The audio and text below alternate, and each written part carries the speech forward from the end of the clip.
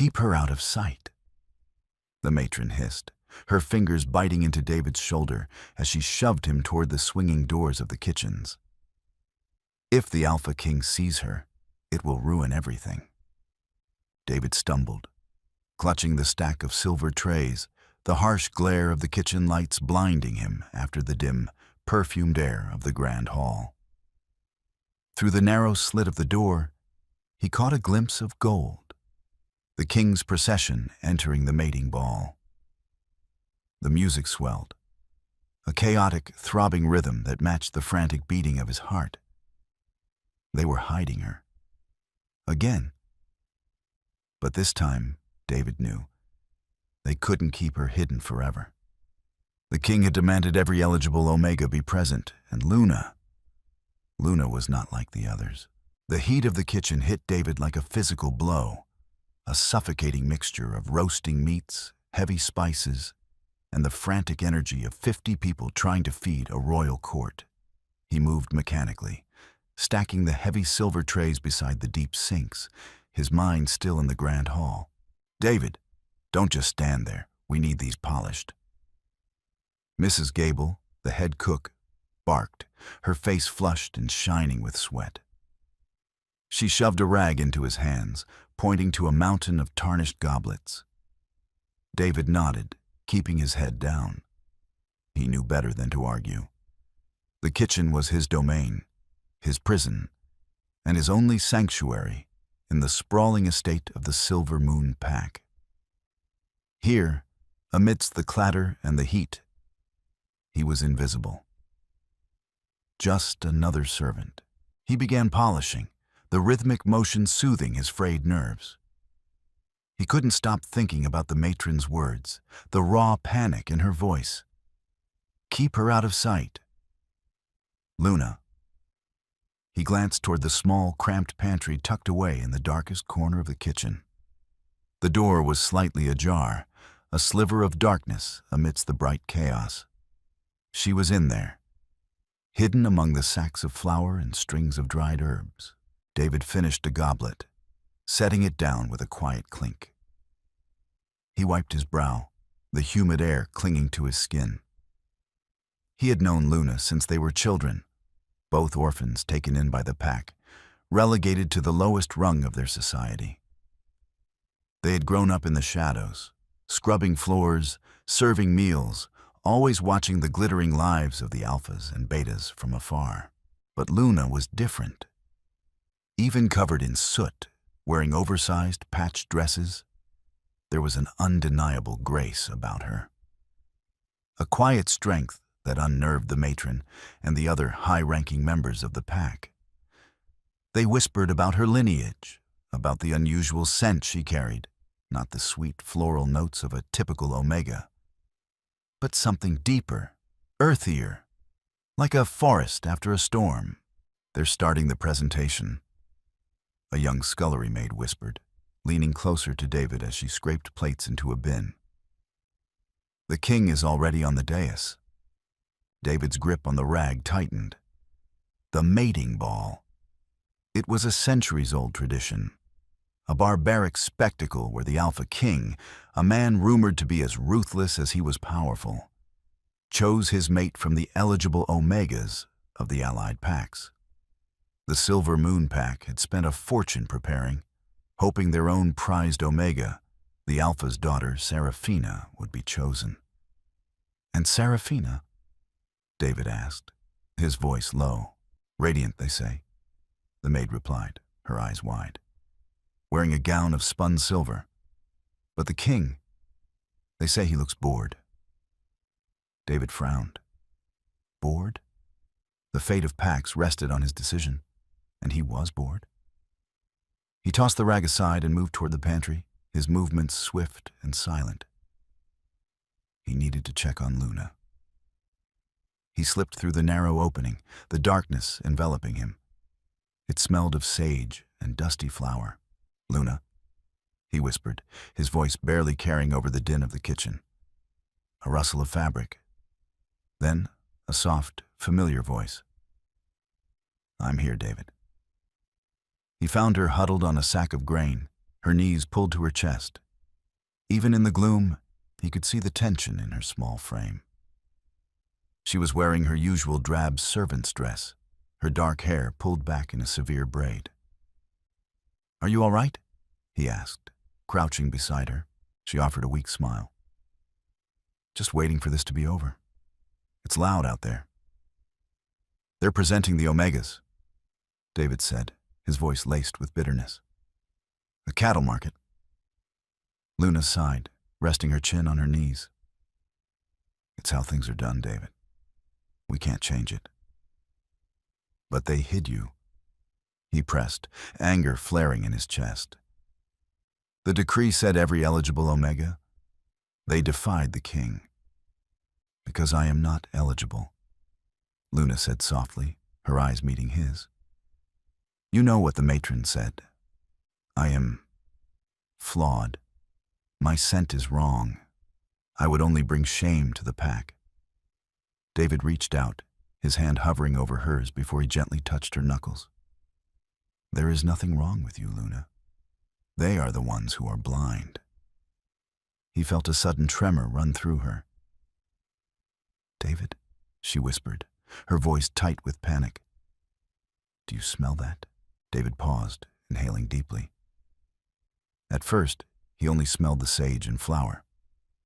But then, beneath the mundane scents of the pantry, he caught it. A sharp, metallic tang, like ozone before a lightning strike. It was a scent that commanded attention, a scent that tasted of power and dominance. The air in the kitchen suddenly went dead silent. The clatter of pots, the shouting of cooks, all of it ceased instantly. David peeked through the crack in the door. The kitchen staff were frozen, staring wide-eyed at the swinging doors that led to the grand hall. The doors slowly pushed open, and there he stood, the Alpha King. He was imposing, a head taller than anyone else in the room, his dark eyes sweeping over the frozen servants. He wore a tailored suit that seemed too refined for the raw power he exuded. His jaw was clenched, his expression unreadable. He didn't look bored now.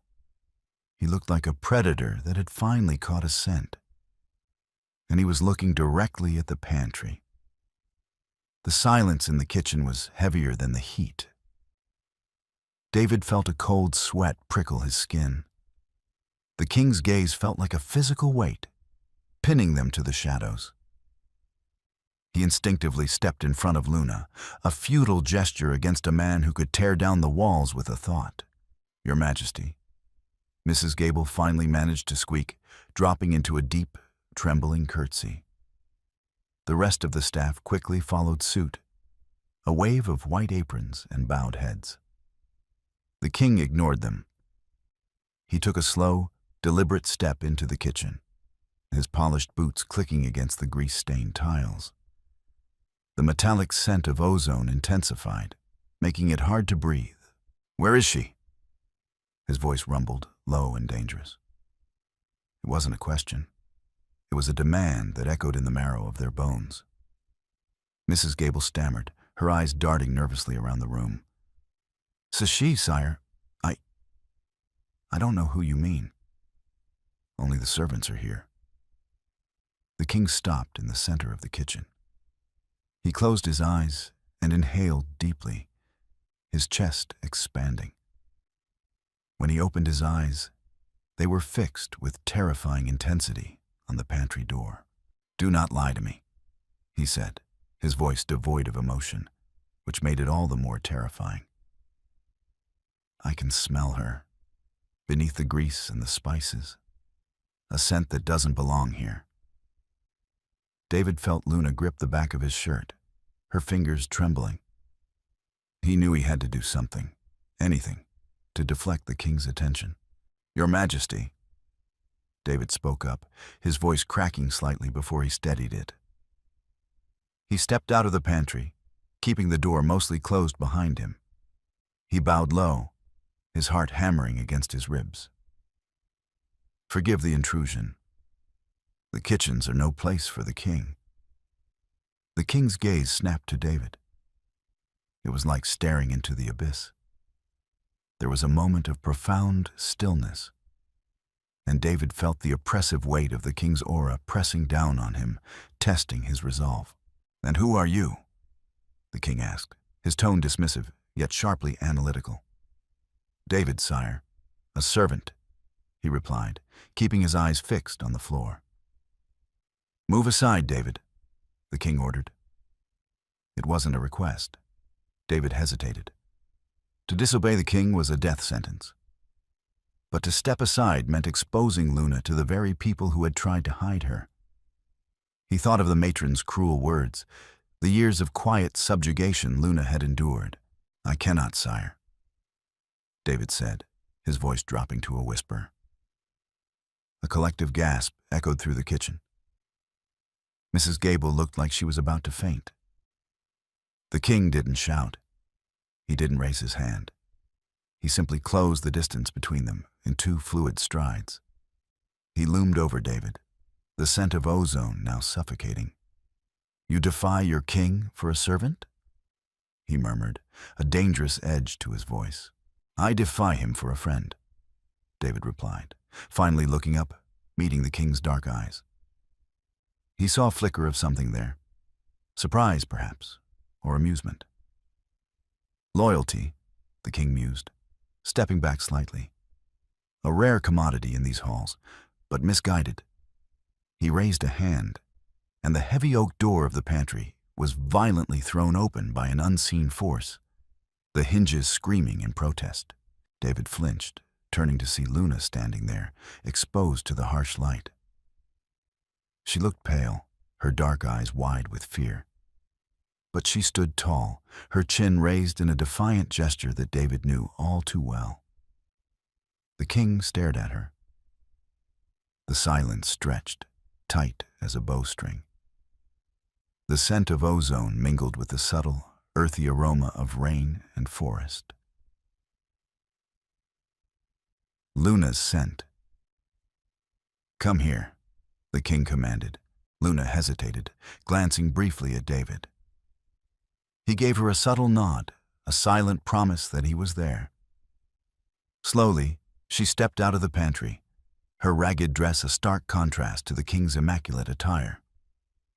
She stopped a few feet from him and dropped into a stiff curtsy. "Your Majesty." The king studied her, his eyes taking in the smudges of flour on her face, the rough texture of her hands.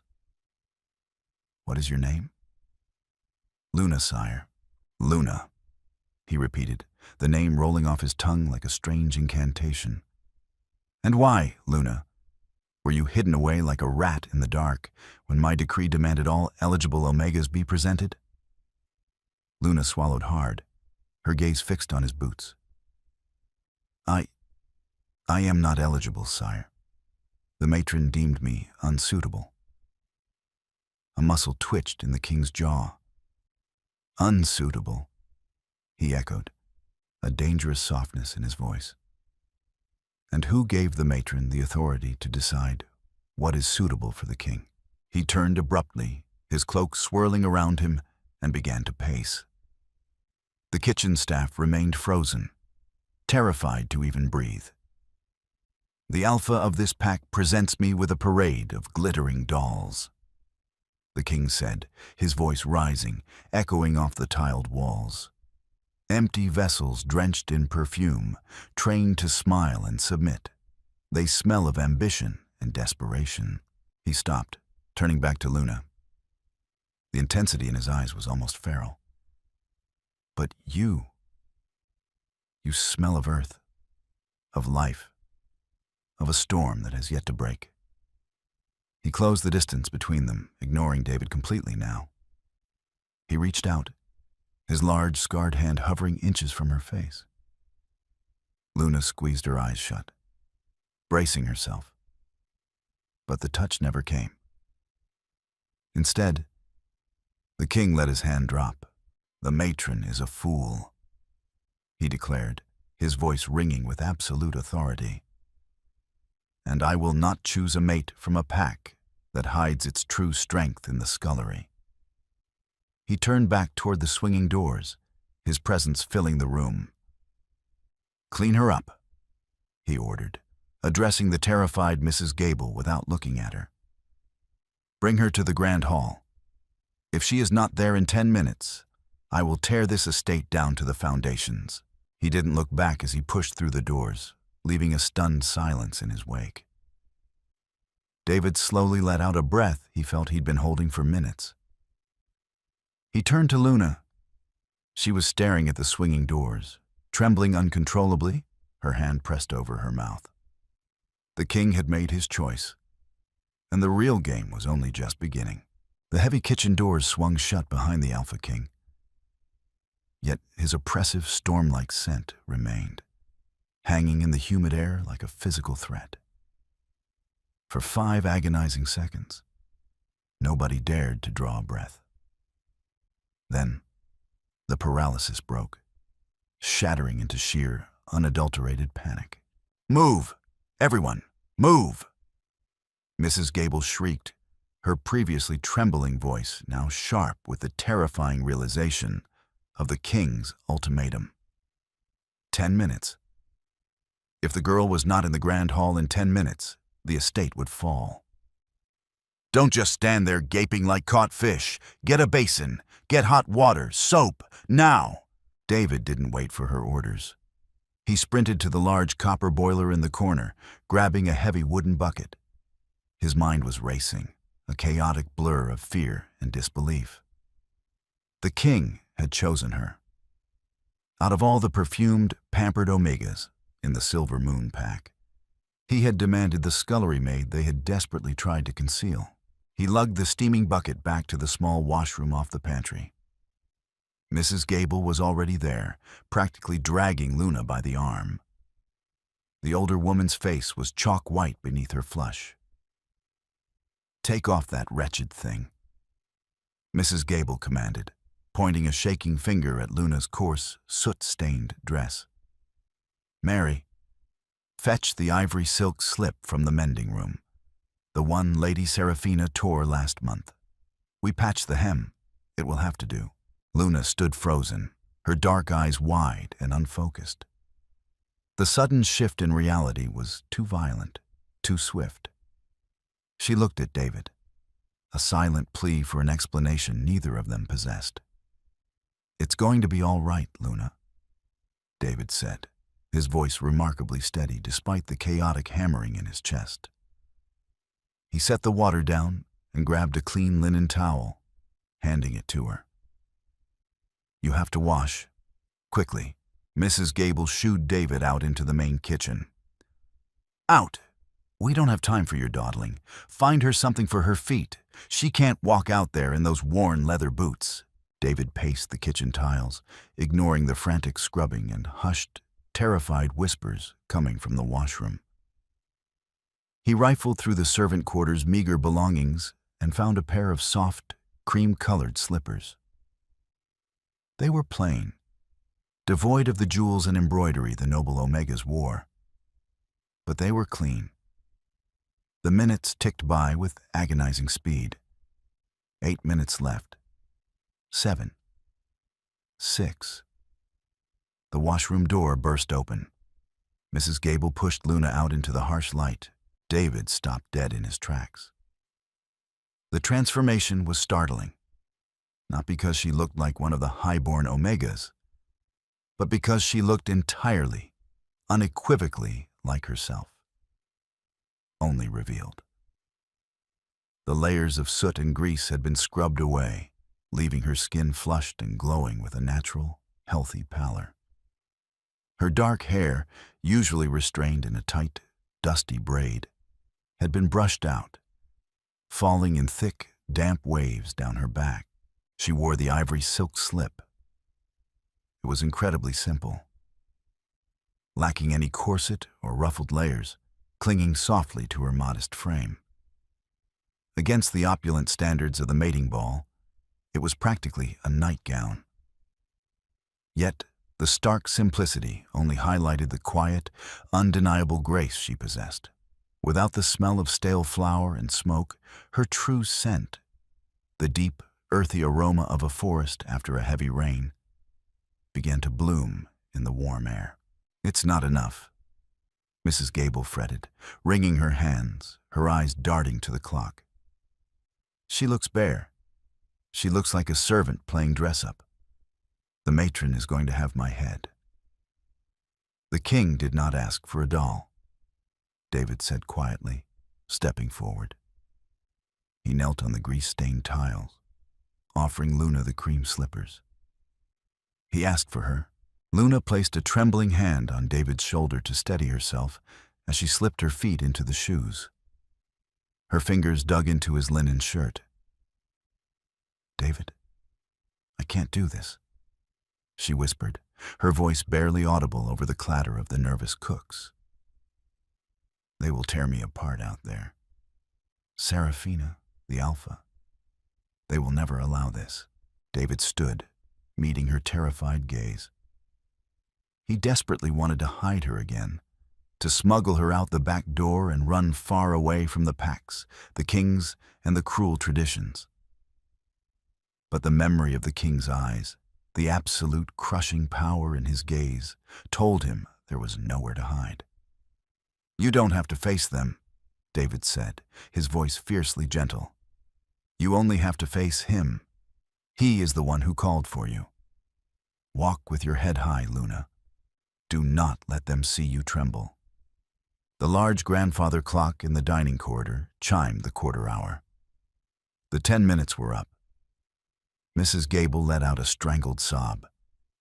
"Go. May the moon goddess protect us all." David offered his arm.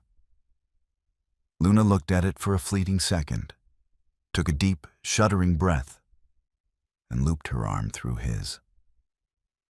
Together, they walked away from the safety of the scullery, moving toward the swinging doors that led to the grand hall. The heavy, rhythmic music from the ballroom thrummed against the walls, sounding less like a celebration and more like a march to the executioner's block. David pushed the doors open, and they stepped out of the shadows. The transition from the sweltering, dim scullery to the grand hall was jarring, a violent assault on the senses. The air here was refreshingly cool, heavily perfumed with a suffocating mix of jasmine, expensive musk, and the nervous sweat of 100 high-ranking wolves. Thousands of crystal prisms on the chandeliers fractured the light into blinding shards. David and Luna stood at the threshold of the servants' entrance, hesitating on the periphery of the magnificent ballroom. The room was a sea of vibrant silks, tailored velvet, and glittering jewels. At the far end of the room, elevated on a marble dais, stood the thrones. And there, standing before the dais, was the Alpha King. He had not taken a seat. He stood with his hands clasped behind his back, a towering figure of dark authority amidst the colorful throng.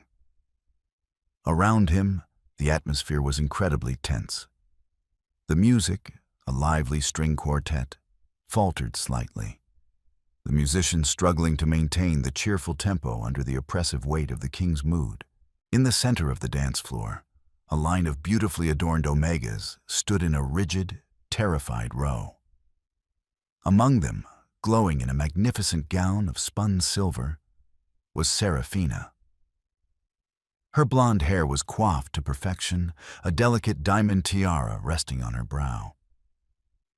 Yet, her beautiful face was twisted into an expression of sheer bewilderment and rising indignation. The king wasn't looking at her. He wasn't looking at any of them. His gaze was fixed like a laser on the servants' entrance. As Luna stepped fully into the light, a ripple went through the crowd. It started near the back, a sudden parting of the guests, accompanied by a wave of hushed, scandalized whispers. "Look at her. Is that a servant? What is she wearing? The smell. What is that scent?" The whispers grew into a low, buzzing murmur that drowned out the music. The string quartet, sensing the shift in the room, let their bows drop. Total, suffocating silence fell over the grand hall. The matron, an imposing woman draped in heavy emerald satin, broke from the crowd near the dais. Her eyes widened in absolute horror as she spotted Luna. Her face mottled with rage, and she marched forward, her heels clicking aggressively against the polished marble floor. "What is the meaning of this?" the matron hissed, her voice vibrating with suppressed fury as she closed the distance. She ignored David entirely, glaring at Luna. "How dare you show your face here? Get back to the kitchens immediately before the Alpha sees—" "I see her perfectly well, matron." A voice boomed, echoing off the vaulted ceilings. It was King Silas. His voice was not loud, yet it carried an indisputable command that seemed to vibrate in the very floorboards. The matron froze, the color instantly draining from her face. She spun around, dropping into a deep, desperate curtsy. The king descended the 2 marble steps from the dais. The crowd parted for him instantly, stumbling over themselves to clear a wide path. He moved with the slow, deliberate grace of a predator, his dark eyes never leaving Luna. Alpha Marcus, the leader of the Silver Moon Pack and Seraphina's father, hurried forward to intercept the king. He was a broad-shouldered man with graying hair, his chest puffed out in a display of authority that seemed entirely artificial in the king's presence. "Your Majesty," Alpha Marcus began, forcing a tight, nervous smile. "I apologize for this disruption. The servants are clearly confused. We were just about to present Seraphina for your—" "Silence," the king murmured softly. The word was a physical blow. Alpha Marcus snapped his mouth shut, a muscle twitching in his jaw. The humiliation of being silenced in his own hall was evident, but the fear of the Alpha King kept him rooted in place. King Silas stopped 10 paces from Luna. He slowly swept his gaze over her, taking in the damp, unruly hair, the plain ivory slip, and the cheap, cream-colored slippers. The contrast between her and the glittering omegas in the center of the room was absolute. Yet, where the others shrank beneath the king's intense scrutiny, Luna stood tall. Her hands trembled at her sides, but she kept her chin raised, holding his gaze with a quiet, terrified defiance. "You clean up well, little shadow," the king noted, his voice carrying clearly in the silent room. Seraphina let out an audible gasp. She took a step forward, her silver gown rustling loudly. "Father," she whispered loudly to Alpha Marcus, her voice thick with humiliation and outrage. "What is he doing? She is the scullery maid." "The scullery maid," King Silas repeated, his eyes finally cutting toward Seraphina and the Alpha. His expression was cold, devoid of any warmth. "A maid who carries the purest, most uncorrupted scent in this entire estate. While you parade these heavily perfumed dolls before me, hoping I will choke on their jasmine and choose blindly, you lock away the only genuine breath of air in this pack." The king turned back to Luna, extending a single gloved hand toward her. "Come to the dais, Luna," he commanded. David felt his heart leap into his throat. He gently released Luna's arm, offering her an encouraging nod. This was it. The point of no return. Luna took a shaky breath, stepping away from David and moving slowly across the grand hall, leaving the shadows behind. As Luna walked toward the dais, the silence in the room transformed from shock to a simmering, toxic resentment.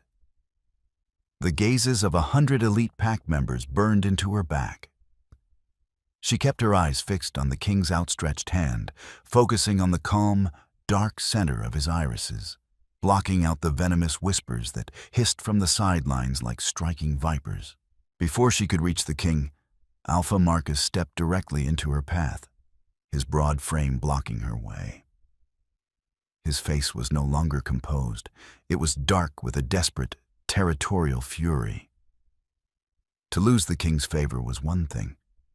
But to lose it to a low-born servant within his own walls was an insult that would shatter his political standing. "Your Majesty, I must protest," Alpha Marcus declared, his voice ringing with forced bravado. He kept his back to Luna, addressing the king as if she were nothing more than a stray dog that had wandered indoors. "You cannot choose her. It goes against pack law. It goes against tradition." King Silas did not move. He simply arched a single dark eyebrow.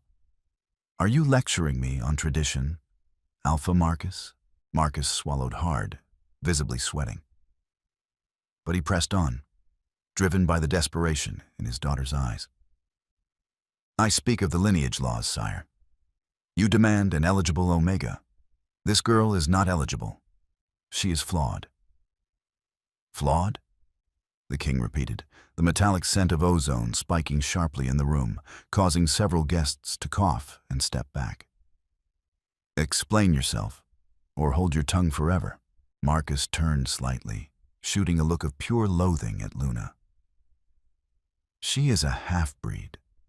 Her mother was a rogue, a traitor who crossed the borders during the Shadow Wars. We took the child in out of pity, out of the goodness of our hearts. But she carries the tainted blood of an exile.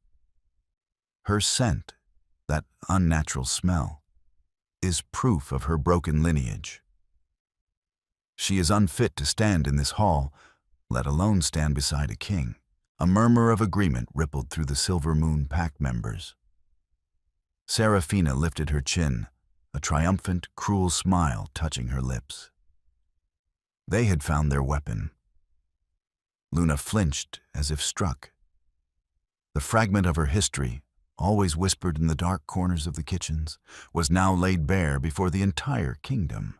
She looked down at the marble floor, the sudden urge to flee nearly overwhelming her. From the periphery, David took 2 steps forward, his hands balling into fists. He knew the stories, knew the cruel names they had called her when they were children. He wanted to shout, to tear Marcus down, but he was a servant.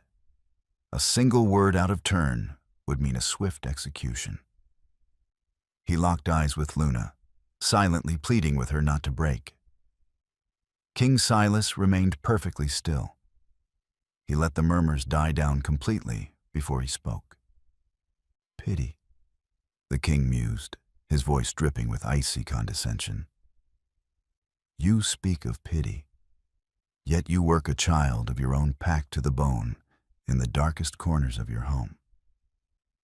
You speak of tainted blood, yet I sense more strength in her trembling hands than in the combined spines of your entire guard." He took a slow step forward, forcing Alpha Marcus to take a step back or risk physical confrontation. "I do not care about your petty prejudices, Marcus. I care about power. I care about truth. And the truth is, my wolf recognizes hers." A collective gasp echoed off the vaulted ceiling. It was a profound declaration. The Alpha King's wolf had not settled in decades. Marcus, however, was a cornered animal. He knew if he backed down now, his authority within the allied packs was finished. "If she is as strong as you claim, sire, let her prove it. Not by your word, but by the old laws. The laws you yourself uphold." The king paused, his eyes narrowing slightly. "You invoke a trial? I invoke the right of the Silver Ember," Marcus declared, his voice echoing loudly, gaining confidence from the murmurs of his pack. "If she is truly an Omega worthy of the crown, and not a tainted rogue, she will possess the innate resilience of the moon's chosen. Let her retrieve the ember from the sacred hearth. If she burns, she is false. If she succeeds, I will personally bow to her as my queen." The room erupted into shocked whispers. The rite of the Silver Ember was an ancient, nearly forgotten tradition. It was designed to test the spiritual and physical fortitude of high-born wolves during disputes of lineage. It required reaching into a hearth of uniquely blessed, scorching coals to retrieve a ceremonial stone.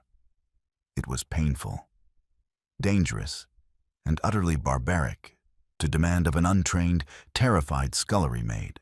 David couldn't hold back anymore. "No!" he shouted, stepping fully into the hall, ignoring the horrified gasp of Mrs. Gable behind him. "She doesn't know how to channel. It will severely burn her. It's a death sentence." Guards instantly moved toward David, their hands on their weapons, but a sharp gesture from the king halted them in their tracks. King Silas looked at David, then back to Luna. "The servant speaks the truth," the king said softly to Marcus. "It is a harsh test for one you have deliberately kept untrained. If she is your queen, sire, she needs no training," Marcus retorted, a smug edge to his voice. "Does the Alpha King back down from a challenge of the old laws?" King Silas stared at Marcus, his dark eyes promising a slow, agonizing retribution. Then he looked at Luna. He did not offer to save her. He did not refuse the challenge. Instead, he stepped aside, leaving her standing alone between the throne and the hostile Alpha. "The choice is yours, Luna," the king said quietly, his gaze piercing her soul. "You can return to the shadows, and I will tear this pack apart for their insolence.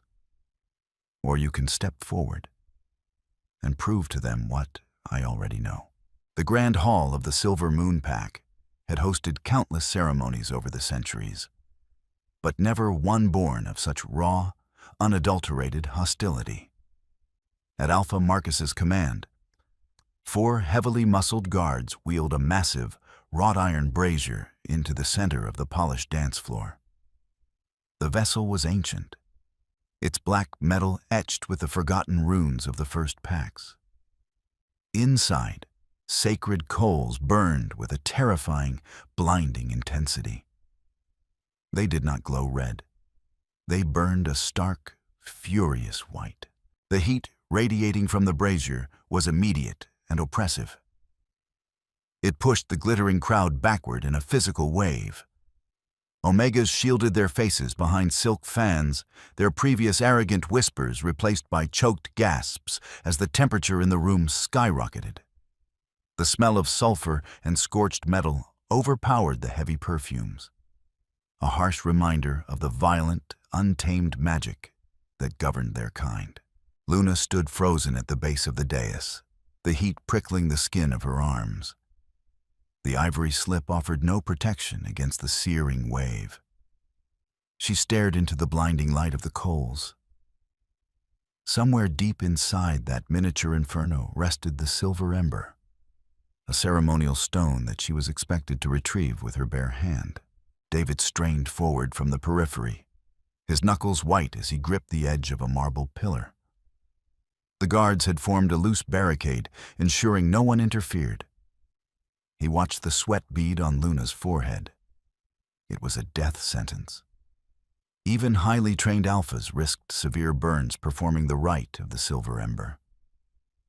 A scullery maid, completely cut off from her wolf spirit by years of suppression and fear, would lose her hand. Perhaps her arm. "The rite is prepared, Your Majesty," Alpha Marcus announced. His voice was steady, but a bead of sweat tracing down his temple betrayed his nerves. He looked at Luna, a cruel, vindictive light in his eyes. "The girl may proceed, or she may confess her tainted blood and return to the kitchens." King Silas remained utterly motionless. His dark eyes were fixed on Luna, offering neither encouragement nor pity. He was a creature of absolute law and immense power. He had opened the door for her, but she had to walk through it herself. Luna took a ragged breath. She looked at the swinging doors of the kitchen in the distance. Safety lay beyond them, a lifetime of scrubbing soot, hiding in the pantry and staring at the floor. A life of quiet survival. Then she looked at the Alpha King. She saw the storm in his eyes, the undeniable recognition that had shattered her invisible cage. Finally, she looked at David. His eyes were wide with terror, but he gave her a fractional nod. "I am here," his gaze said. She turned her back on the kitchens. Silence descended on the hall, so absolute that the only sound was the furious crackle of the white-hot coals. Luna took a step toward the brazier, then another. Her bare feet moved silently across the marble, slipping slightly in the cream-colored shoes. The heat intensified with every inch, drying the dampness from her hair, making her eyes water. "You are a child of the Shadow Woods," a memory whispered in her mind. It was her mother's voice, a ghost from a time before the kitchens, before the beatings and the endless servitude. "Do not fear the fire. You are the rain that puts it out." Luna stopped 2 feet from the iron rim. The heat was agonizing. It felt as though her skin were peeling back from the bone. She closed her eyes. She stopped trying to resist the heat, and instead focused on the feeling of the heavy, humid air of the scullery. She remembered the smell of the damp earth after a severe thunderstorm. She reached deep into the hollow space inside her chest, the place where she had locked her wolf away to survive. A sudden, sharp intake of breath echoed through the hall. David watched in stunned fascination as a subtle shift occurred in the air around Luna. The harsh, sulfuric smell of the coals was suddenly undercut by the deep, rich scent of ozone and petrichor. It was the same scent the king had detected, but now it was blooming, pouring off Luna in invisible waves. Luna opened her eyes. The terror was gone, replaced by a strange, hollowed-out calm. She slowly extended her right hand over the brazier. Marcus let out a short, harsh laugh of disbelief. "She's actually doing it. She's mad." Luna plunged her hand into the white-hot coals. A collective scream ripped through the crowd, led by Serafina, who buried her face in her hands. David lunged forward, but a guard slammed the butt of his spear into David's chest, knocking him to his knees. But Luna did not scream. Beneath the blinding light, she felt no burning flesh. Instead, her hand felt as though it had been plunged into an icy, rushing river. A strange, silvery mist wrapped around her fingers, pushing the raging heat away. She dug deep through the shifting, weightless coals. Her fingertips brushed against something smooth and solid at the very bottom of the iron bowl. She gripped it.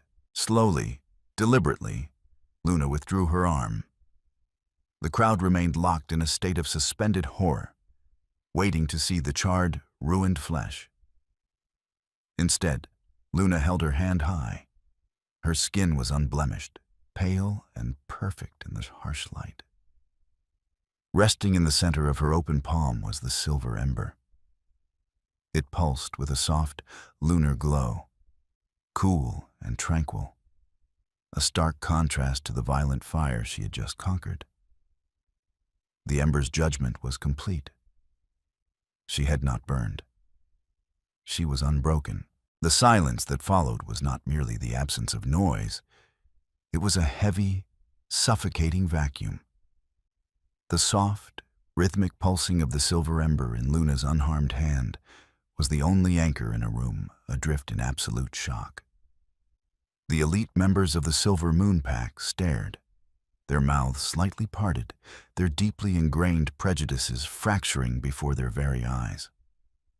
The scullery maid, the half-breed they had hidden in the soot, held the sacred stone without a single blister. Alpha Marcus stared at her hand, all the color draining from his face. His broad shoulders sagged, the artificial bravado dissolving into a posture of sudden, devastating defeat. The ancient laws he had so confidently invoked to destroy her had instead crowned her. "No," a shrill voice pierced the silence. "No, this is a trick. Serafina broke from the line of terrified Omegas, her magnificent silver gown rustling violently as she stormed forward. Her perfectly coiffed hair was beginning to unravel, and her face, usually a mask of haughty perfection, was contorted with ugly, desperate rage. "It's witchcraft!" Serafina shrieked, pointing a trembling finger at Luna. "She's a rogue. She coated her hand in something, some dark magic from the borderlands. She is cheating." "Serafina, hold your tongue," Marcus rasped, reaching out to grab his daughter's arm. But he was too slow. The humiliation of being passed over for a servant had broken Serafina's sanity. She lunged toward the brazier, her eyes fixed on the silver ember. She snatched a heavy, ornate carving knife from a nearby banquet table, her movements jerky and unpredictable. "I'll show you she bleeds just like the rest of us," Serafina screamed, raising the blade. Before Luna could even process the threat, a blur of motion intercepted the Alpha's daughter. David, having recovered from the guard's blow, threw himself between Luna and the charging Omega. He didn't strike Serafina. To strike a highborn was immediate death. But he caught her wrists, his calloused hands locking around her delicate arms like iron shackles. "Let me go, you filthy animal!" Serafina thrashed, the blade waving dangerously close to David's face. "Enough!" The single word erupted from King Silas, striking the room with the force of a physical detonation. The chandeliers rattled above them. The sheer, terrifying dominance in his voice forced several wolves in the crowd to their knees, their bodies betraying them in the presence of the Alpha King's unchecked fury. David immediately released Serafina and dropped to one knee, bowing his head, though he carefully positioned his body to keep Luna shielded.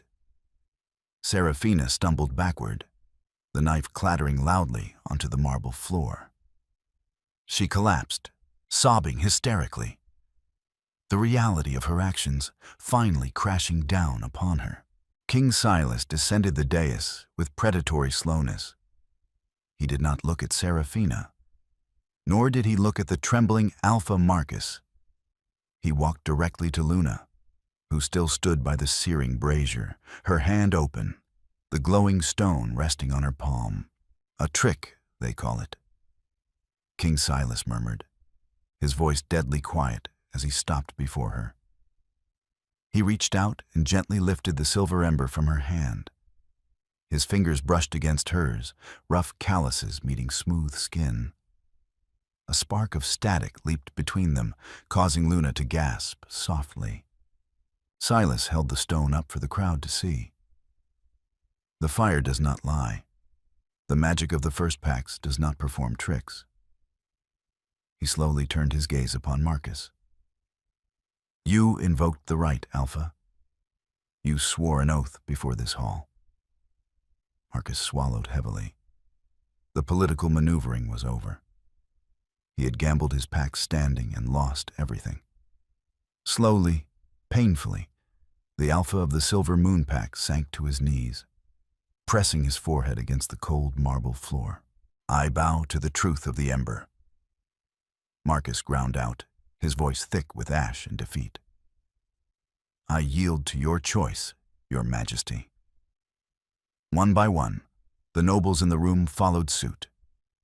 The rustle of expensive silk and heavy velvet filled the air as the entire grand hall dropped to their knees. The matron, who had tormented Luna for years, pressed her face so firmly to the floor, she appeared to be trying to melt into it. Luna stood amidst the sea of bowed heads, her breath catching in her throat. She looked at the opulent crowd, then down at her simple ivory slip and plain cream slippers. It felt like a hallucination. "Breathe, little shadow," Silas said quietly. His voice meant only for her. He stepped closer, his massive frame shielding her from the stares of the room. "The worst is over." Luna looked up into his dark, storm-filled eyes. "Why?" she whispered. the words slipping out before she could stop it. "Why did you choose me?" Silas offered a faint, almost imperceptible smile. "Because I am surrounded by wolves who have forgotten how to bite," he replied softly. "I needed a survivor. I needed a queen who understands the dark." He turned his head slightly, his gaze falling on David, who remained kneeling a few feet away. "And it seems you bring loyal soldiers with you." Luna looked at David, her oldest friend, the boy who had just risked execution to save her. The scent of ozone and rain filled the space between them, marking the end of her life in the shadows and the terrifying beginning of her reign in the light. The atmosphere in the grand hall had mutated from a celebration into a tense, heavily guarded hostage situation. The string quartet had tentatively resumed playing, but the music was a hollow, nervous melody that floated over a crowd too terrified to speak above a whisper. The mating ball had concluded, but the true political earthquake was just beginning to settle. At the high table on the marble dais, King Silas sat in the center throne. To his immediate right, seated in a chair hastily brought from the Alpha's private study, was Luna.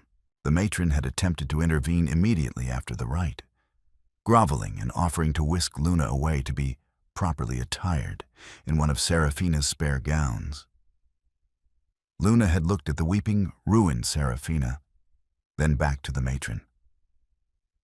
"I am comfortable as I am," Luna had said, her voice remarkably steady. It was her first command. Silas had reinforced it by unfastening his own heavy velvet cloak, deep crimson embroidered with the royal crest, and draping it over Luna's shoulders. The oversized garment swallowed her small frame, but it was a blinding, indisputable mark of his protection. Now, Luna sat enveloped in the king's scent, wood smoke and dangerous power. She stared out at the banquet tables. The high-born Omegas, who had sneered at her mere hours ago, now kept their eyes firmly on their plates. Alpha Marcus sat at the far end of the lowest table, stripped of his usual place of honor, his face pale and haggard. "You are not eating," Silas observed quietly, leaning slightly toward her. He didn't look at her, keeping his gaze sweeping over the room, assessing the shifting loyalties. Luna looked down at the plate of roasted quail and rich fruits before her. She was starving. She hadn't eaten since a scrap of bread that morning. But her stomach was tied in hard, nervous knots. "I am not used to the food, Your Majesty, nor the company." "Silas," he corrected smoothly. "You will call me Silas, and you will need to acclimate to both. The food will sustain you, and the company will try to undermine you at every turn. You must show them neither weakness nor hunger." Luna picked up a small silver fork, tracing the rim of her plate. "They hate me. I am a servant sitting in the seat of their prized daughter. They hate you because they fear you," Silas countered, taking a slow sip from his goblet. "They fear you because you survived their cruelty, and now you hold the power to return it. Let them fear you, Luna.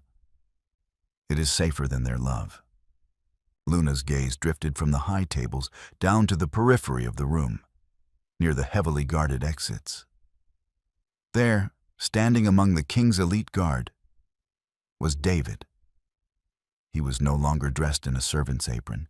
He still wore his plain linen shirt, but his posture had changed. He wasn't hiding. He was watching the room with a hawk-like intensity, his eyes constantly scanning the crowd for threats. Silas followed her gaze. "The boy," the king noted. "David, was it?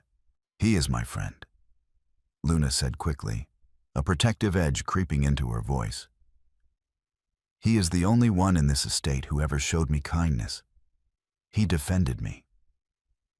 He threw himself at an armed highborn to protect a scullery maid," Silas mused, tapping his fingers thoughtfully against the armrest of his throne. In any other circumstance, Marcus would have had him flayed alive before the sun rose.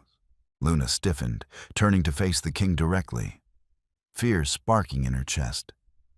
"You cannot punish him. He saved my life." Silas finally turned to look at her, the ghost of an amused smile touching his lips. "Punish him? My dear, I am trying to figure out how to employ him. A man who shows that level of reckless loyalty is entirely useless to Alpha Marcus, but invaluable to me."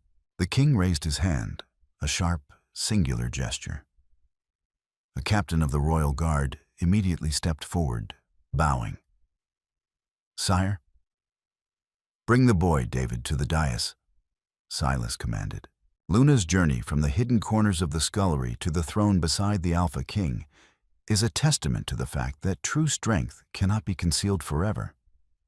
The shadows may hide us for a time, but when the fire of truth is ignited, it burns away all falsehoods. We hope you are captivated by Luna's rise and the dramatic shift in power within the Silver Moon Pack. If you enjoyed this cinematic tale of resilience, loyalty, and unexpected destiny, please consider leaving a like. Share this story with fellow readers who love grounded, high-stakes drama.